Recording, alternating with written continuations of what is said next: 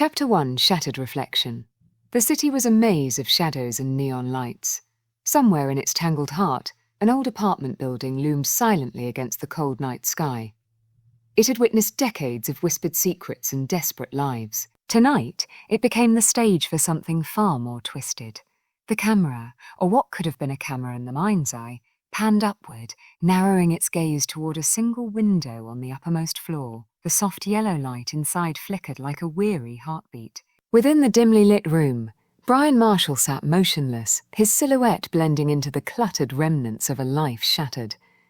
Once, Brian had been a celebrated special effects artist, the magician behind Hollywood's most terrifying illusions. Now he was a broken man, his mind fractured by grief and trauma. He sat on the edge of a worn-out couch, hands trembling, his gaze locked on a wall crowded with framed photographs. The photographs were relics of a forgotten happiness. One showed Brian on a movie set, standing proudly beside a monstrous animatronic he had built. Another showed his wife, Elise, mid-laugh, her auburn hair catching the golden light of a summer day. Then there were the children, Trimes, Tanaya, and Jevon, frozen in moments of joy. At the beach, on a playground in their small, cluttered living room, the same room he now occupied. His eyes lingered on one photograph in particular. It captured the family on a sunlit beach, Elise holding Trimus's hand, Brian's arm wrapped protectively around Tanaya and Jevon. Their smiles were radiant, unburdened by the dark future that lay ahead. As Brian stared, the image blurred, his vision swimming with unshed tears. All gone, he muttered, the words barely audible. A sinister chuckle echoed in his mind. Mr. B had arrived, uninvited as always. Gone, yes, but not forgotten. Isn't that why we're here, Brian? The voice was low, smooth, and venomous. To make sure they're never forgotten? Brian clenched his jaw, refusing to engage. He tried to focus on his breathing, slow, measured, just as Dr. Madison had taught him, but Mr. B was relentless. Come now, the voice purred. You're holding a severed ear in one hand and a bloody ID in the other.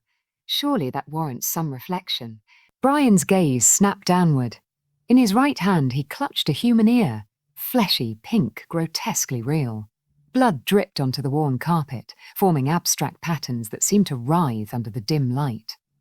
His left hand held a blood-smeared ID card. The name was unreadable, but the photograph was unmistakable.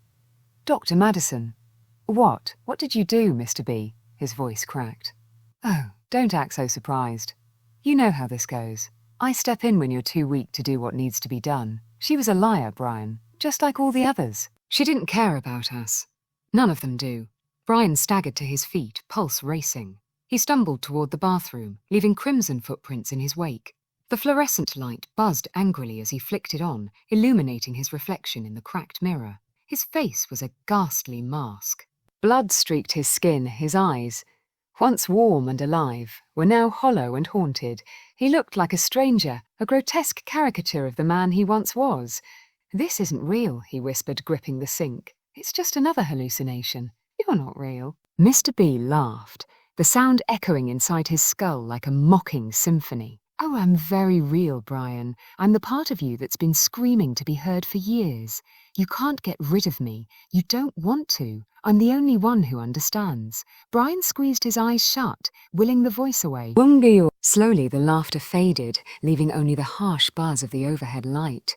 When he opened his eyes, his hands were empty. The ear and ID, gone. The blood gone. Just another episode. Get out of my head, he hissed, his voice trembling with fear and fury. The apartment fell silent once more. Brian returned to the living room, his movements slow, deliberate. He sank back onto the couch and buried his face in his hands. The next moment, he was seated in a courtroom. The transition was seamless, like slipping between dreams. One instant he was in his apartment. The next he sat under the cold gaze of Judge Jonathan Smith. The courtroom was sterile and oppressive, its walls panelled in heavy wood. Rows of spectators sat in tense silence, their eyes fixed on him. Brian's suit hung loosely on his frame, as though it belonged to someone else. He felt exposed, vulnerable, as if every hidden sin was etched across his skin for all to see. The judge cleared his throat, the sound echoing ominously through the chamber. Mr. Marshall, he intoned, his voice devoid of warmth. We are here to determine the truth. Are you prepared to face judgment? Brian's mouth was dry. He tried to speak, but no words came. His gaze flicked across the courtroom, searching for an anchor in the sea of accusatory faces. And then he heard it, that damned voice. Cut the melodrama, Mr. B snapped. They don't want to hear all this crap. Get to the point. Tell them why we're here. Brian shook his head violently, trying to dispel the intrusion. But Mr. B was insistent. Enough with the theatrics. They're bored. I'm bored. Let's get this show on the road. With sudden defiance, Brian muttered under his breath, Shut up and sit quietly in the back of the bus next to your special friend, Ed. The courtroom shimmered briefly, as though reality itself were trembling. Still, the judge remained unflinching, his eyes narrowing. Mr. Marshall? He prompted. Brian drew a deep breath. He would tell the truth, his truth, but he would do it on his own terms. I'm ready, he said at last, his voice steady despite the storm raging within. And with those words, the trial of his soul began.